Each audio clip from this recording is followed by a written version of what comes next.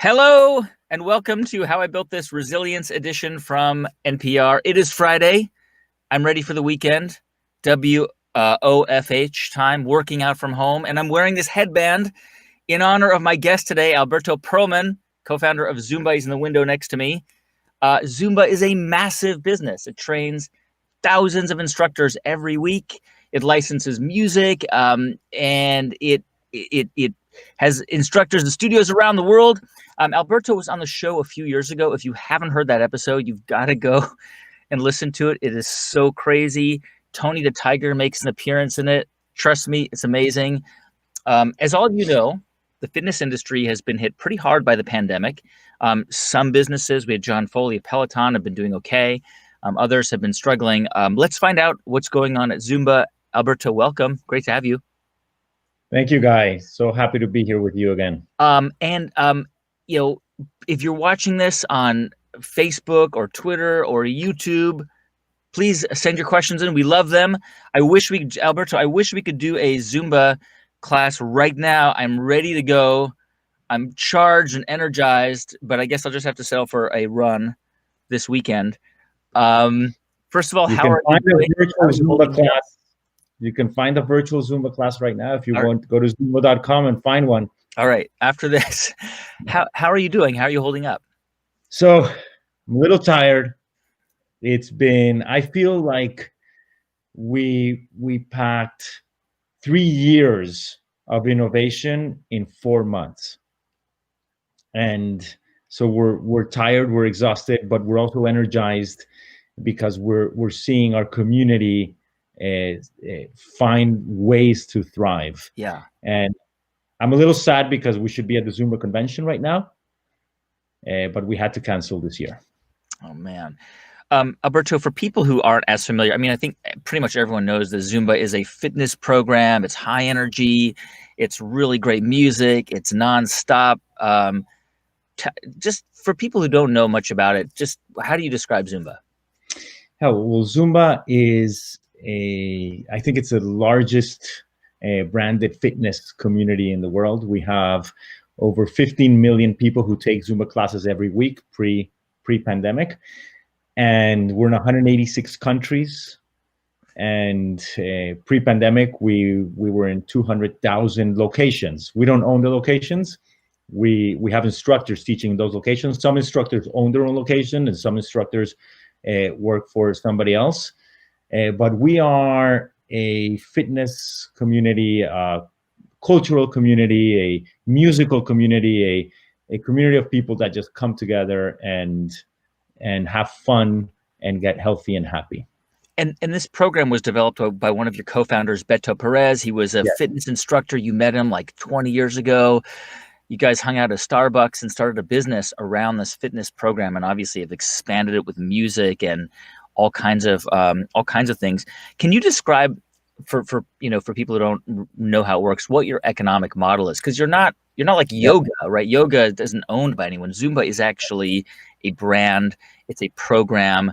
How does your business make money off of the exercise program? Right. So I think first we should start with the vision of the company, right? The vision of the company is to make the world a happier and healthier place. And to do that, we structured our mission, which is to make our instructors successful, right? So we said, how can we reach the most amount of people possible? Let's create, and we always say that Zumba is like water. It just flows where it needs to go. And the way we did that was we said, we're going to train instructors. There's a initial certification that an instructor goes through, and they pay to attend this certification. We're doing them virtually now, and we're in person in countries where we can do them, and we also do them virtually on our website.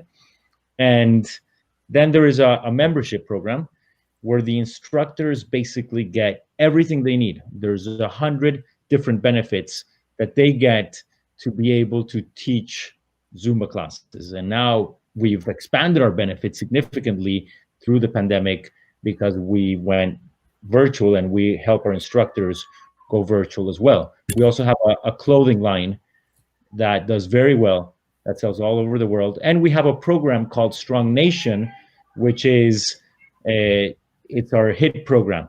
So it's our high intensity interval Right. training program. If you go to strongnation.com, so it works just like Zumba, except it's a non-dance program. It's a HIIT program. And so basically you train instructors and then you license the brand and the program to instructors around the world, and those instructors are like, they're like the entrepreneurs. I mean, they run their own Zumba business. Yeah, yeah. We enable them to go out and create their business or work for someone and generate income doing what they love. That is the Yeah. most important thing. If people love dancing, people love interacting with other people love leading, then they get trained this. They can actually make money doing something that they really, really love. Um, Alberto, we had John Foley of Peloton on a couple weeks ago, and Sadie Lincoln of Bar 3, and we've done a lot of fitness on How I Built This, and obviously the industry as a whole has just been absolutely decimated, right? I mean, 24-hour fitness filed for bankruptcy. Gyms across the country are struggling. Many of them may not survive. At the same time, working out from home is really, anybody who's tried to get dumbbells online knows it's impossible to find them right now, right? I So heard there's a black market for dumbbells. yeah, there is. It's amazing. I mean, you go to anyway. How has the economic crisis affected Zumba? So we set out and said, let's base our response to the pandemic, and we started seeing this in January and February because we have instructors in China, and our instructors in China were telling us, hey, this is really bad. You guys have to prepare for this because if this gets out, this is not good. So we said we have to do three things. How do we continue to help our instructors generate income? One, most important thing, how do we continue to help our instructors? Two, how do we deliver education virtually for new people who want to become instructors, or our existing instructors who need further education, especially if they're transitioning to virtual? And three, how do we keep our promise to make the world happy and healthy? So the first thing we did was we allowed our instructors to start teaching online. They started teaching on Zoom, but parallel to that, we started developing our own platform.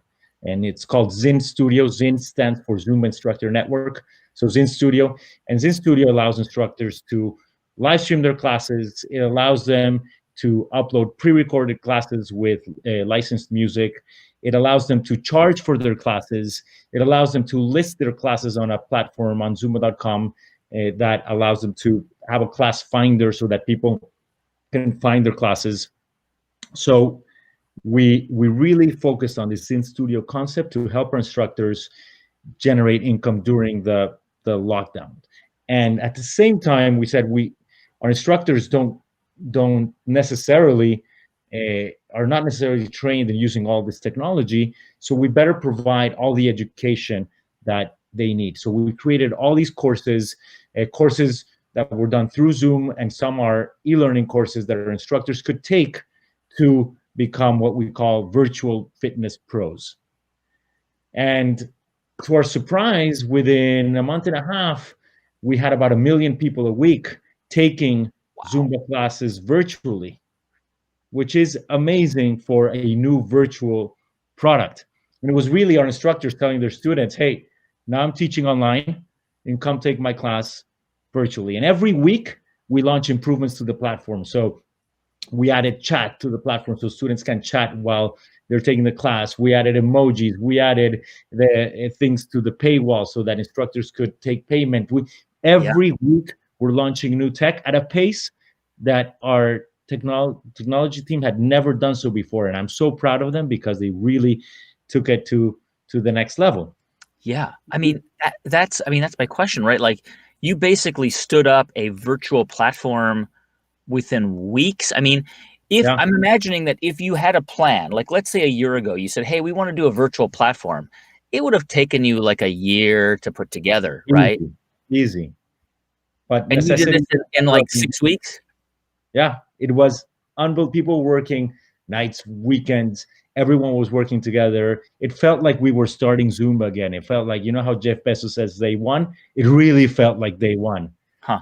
We felt unstoppable. We were going at it. We were talking to instructors to get feedback on how to make the platform perfect for them. At the same time, our education team and our membership teams are working on all the content that they're going to deliver to the instructors. We started doing daily live streams ourselves to our instructors, helping them either more choreographies, more music, or helping them learn about teaching online.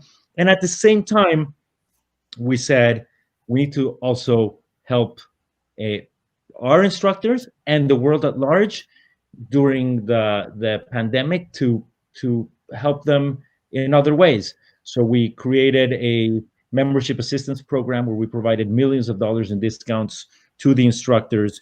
We also created a community fund where we gave funds out to instructors who were directly affected by COVID themselves, who were hospitalized, who had family members that passed away, or instructors that were, because our instructors sometimes are Zumba as their side job. So we had a lot of instructors who are nurses, huge population of nurses who are also Zumba instructors.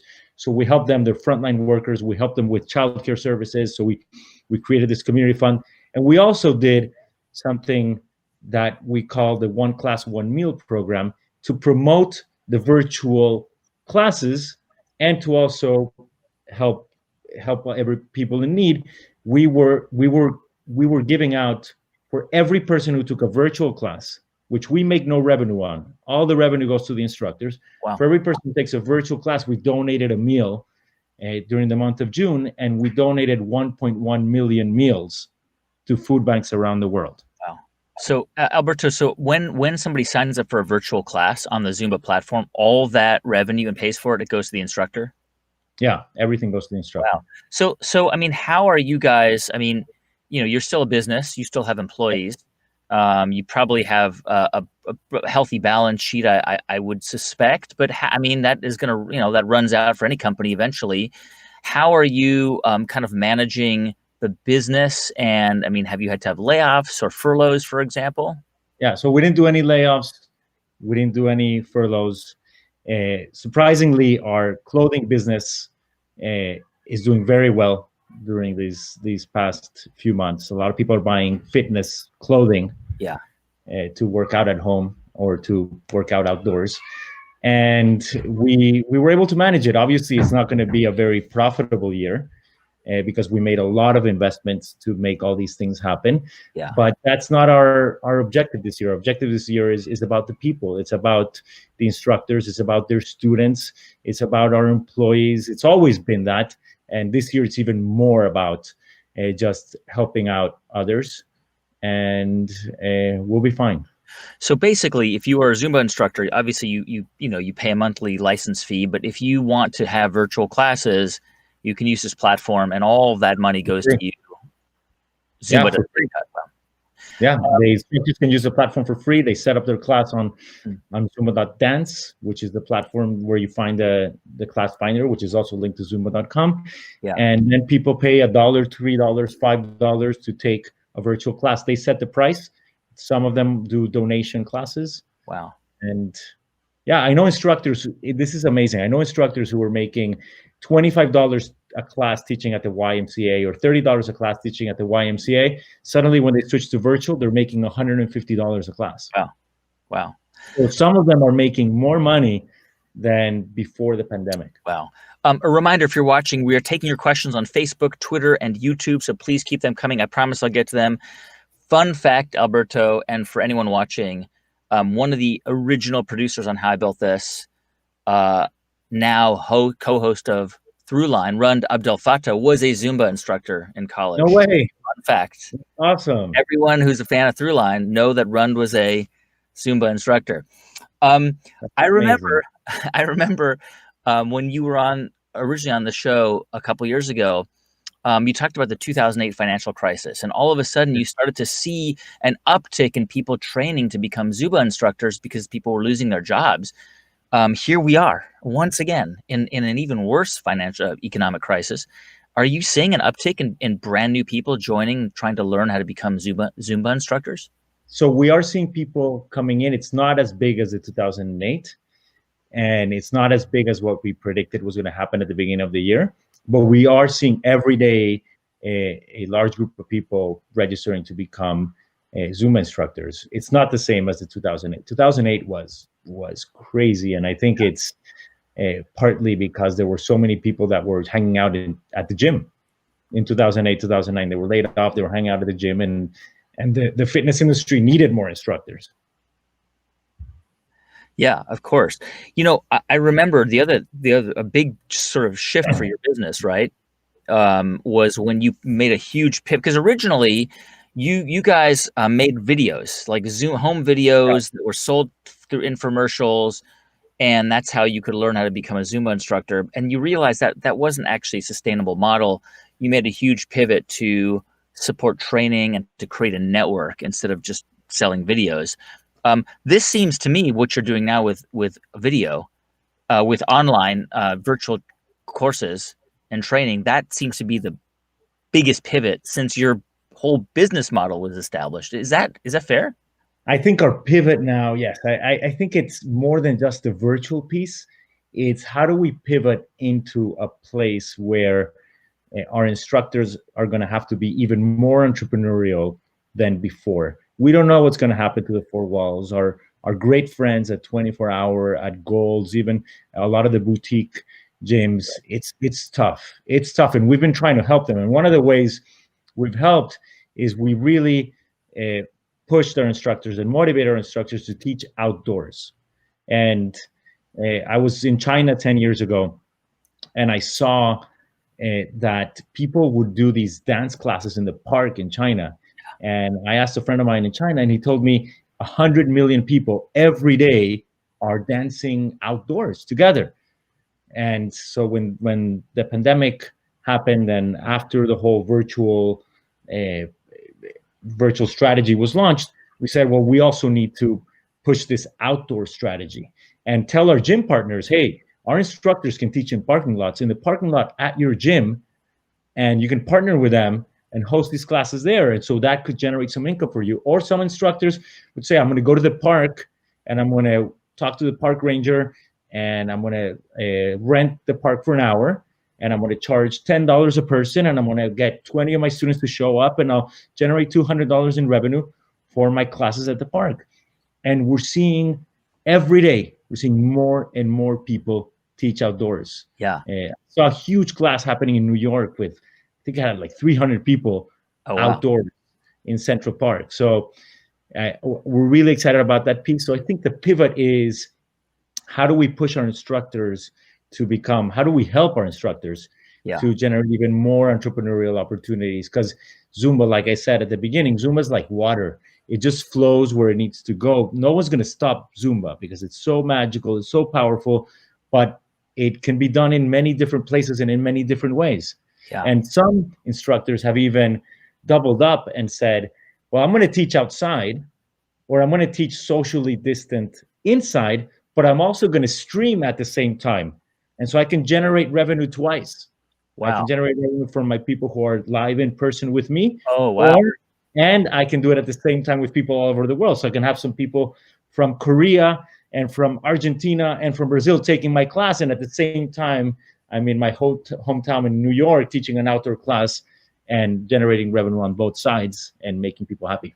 It's so interesting. This pandemic is going to completely reorder and reshape the fitness industry, as it will the restaurant industry. And I think some of those changes are going to be exactly what you said, taking a class with, with your favorite person at any time around the world. I mean, it already was happening a little bit, but this has really kind of supercharged it.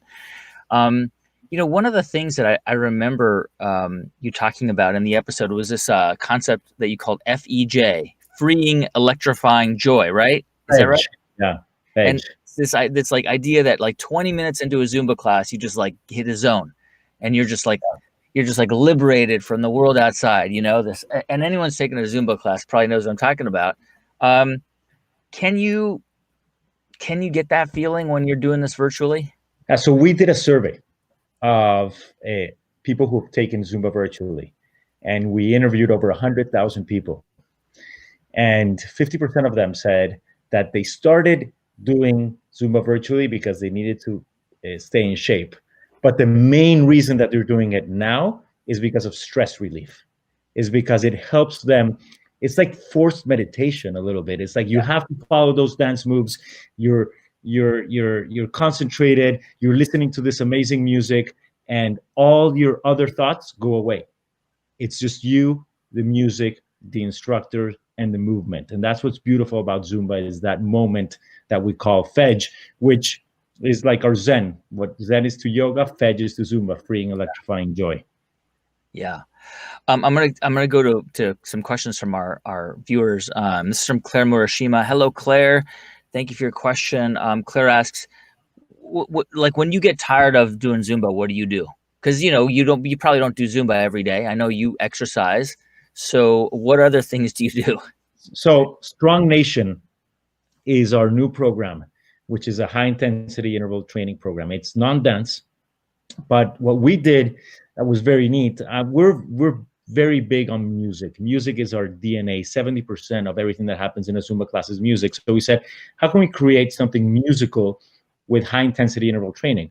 So what we decided to do was we created these sequences, these routines where you're doing a push-up, a squat, a burpee, 10 jacks, and then you go into punching and kicking, and we synchronized music to it. So we went to our favorite DJs like Steve Aoki or producers like Timbaland, and we said, can you score music to this workout? Instead of the music being in the background, let's score music just like you would score music to a movie, like a training scene in a movie, or like the movie, a battle scene in the movie 300. And they created this very cool, epic music that matches the workout completely. So if you take a Strong Nation class, you can take one virtually. We also have, you go to strongnation.fit, you can find virtual Strong Nation classes, or you can take them outdoors, or you can take them in gyms that are open. And you feel like one with the music. You feel like you are completely immersed, synchronized. And it was about, Zumba was about Fej. Strong Nation is about hacking motivation. So it's like, remember Pavlov's dogs? Yeah. Where the bell would ring and the dog would salivate. So we created a similar thing with music conditioning. So we're not counting how many burpees you're doing.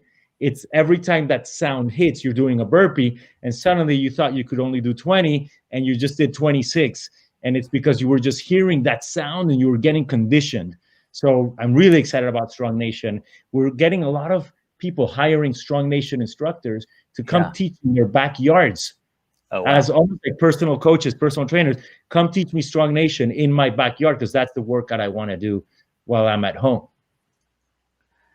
26 burpees, everybody. After this, let's do it. How do you walk me through a little bit how you guys are, how you are, successfully doing virtual training and virtual instruction? Because not only are you onboarding new people, but you're also updating and offering continued instruction, but then like teaching people how to use the virtual platforms. I mean, I imagine that it was kind of a rocky period at the beginning, right? When you were trying to do this.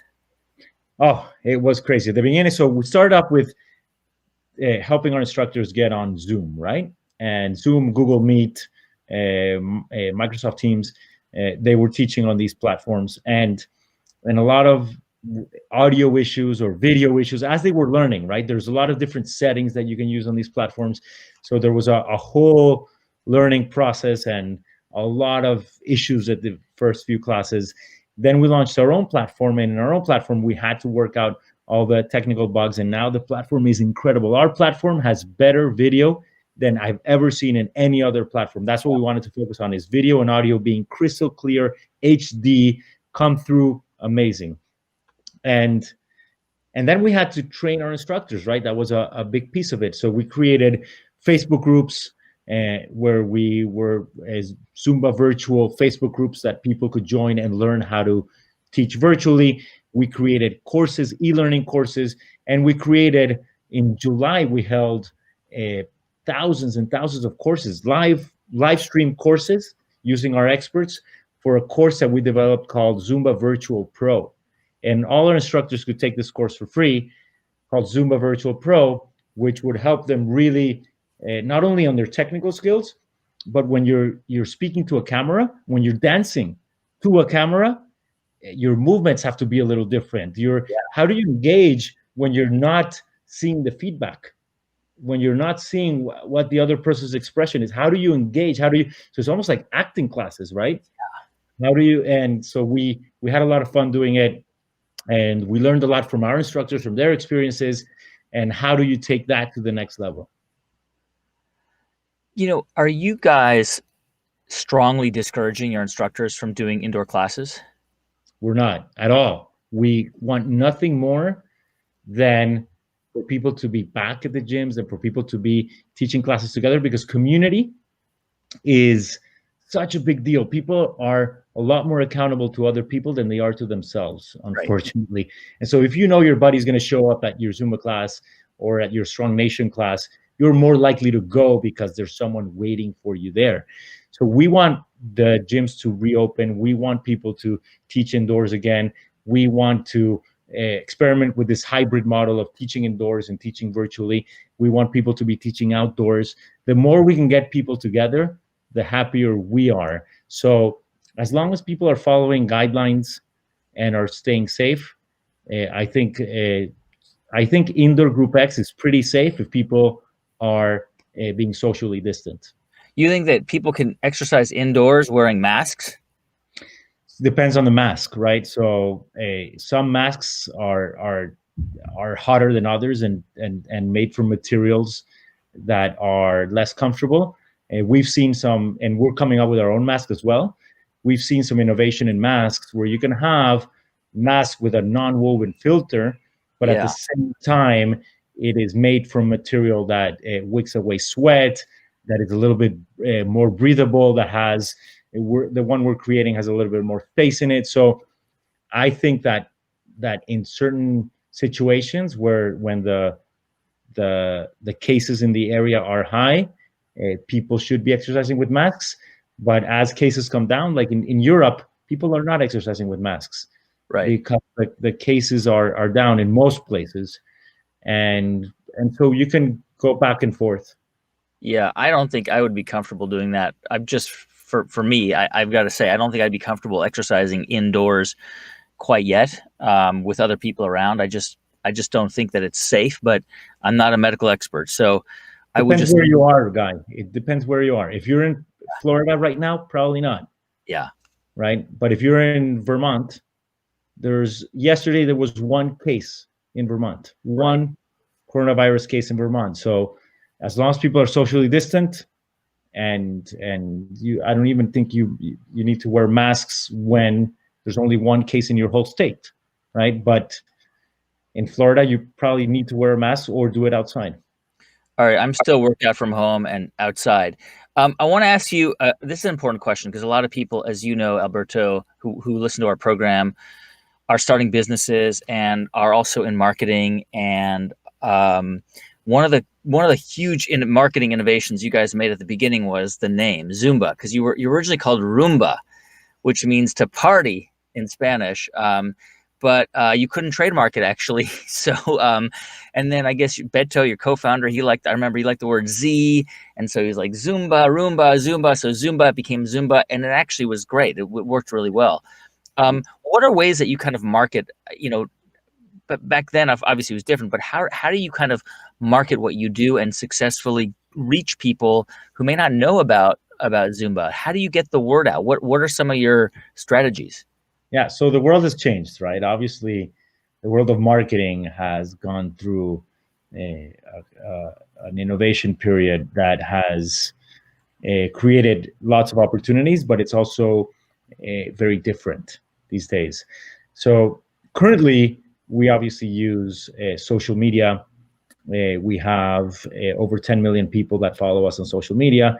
We advertise on social media.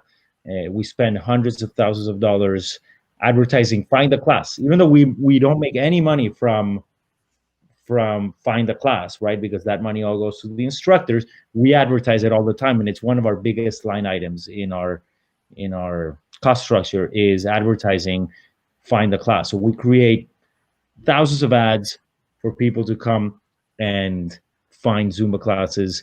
When we are in a non-pandemic state, We do a lot of events. We do a lot of classes in different places that showcase Zumba. And obviously, the number one thing that drives people to Zumba is bring a friend.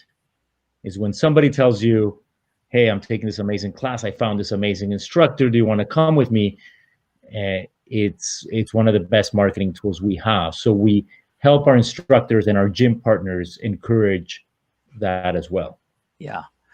Alberto, before we let you go, what is something that you have learned about yourself as a leader, or something that you have adapted to, or something that this crisis has forced you to be or become that you want to take with you into the future as you continue to lead this company?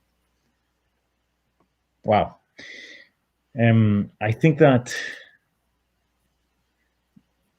focus is has been so sharpened for me, where because we're all working from home, and because we are all trying to figure out what the next move is, having clear crystal focus for the organization and aligning everybody together has become so much more important. And I think I've learned how to communicate better, and because now you're communicating in this virtual world, you really need to have people understand what it is that you want to get done, and what it is where it is that you want to go. Right, right. Alberto Perlman, co-founder of Zumba, thank you so much. Thank you, Guy. It's great seeing you again. You too. Stand by for a quick sec. A couple of quick announcements. Next week, another great week on the Resilience series. On Tuesday, I'll be talking with Jessie Woolley Wilson. She is the president and CEO of Dreambox. It's an ed tech company. If you've got kids, you know what Dreambox is. It specializes in math instruction. So we're going to hear Jessie's take on schools and parents and teachers and back to school and all that stuff. Next Friday, back here at this time, I'll be talking with Brian Chesky, co-founder and CEO of Airbnb. Obviously, that business has faced incredible challenges this year. We're going to talk to Brian about how his leadership has changed, what Airbnb might look like in the future. So those conversations happening right here next Tuesday and next Friday, noon Eastern time, 9 a.m. Pacific. Please join us. We love having you here. And then we put these on the podcast if you miss it. But it's more fun if you're here, so you can ask your questions. On Monday, we've got a brand new episode of How I Built This. It is the story of Vita Coco. I interviewed Mike Curbin, the founder of Vita Coco. Oh my God, the story is insane. It is funny. It's surprising. It's full of sabotage and subterfuge and dirty tricks. It's the story of the coconut water wars of the early 2000s. You didn't even know that happened. It did. It was very dramatic. So that episode comes out on Monday. Check it out. Also, if you haven't heard the Zumba episode, go back and listen to it. Super fun and really inspiring. Alberto, once again, thank you so much for joining us. Thank you, Guy. All right, everybody, have a great weekend.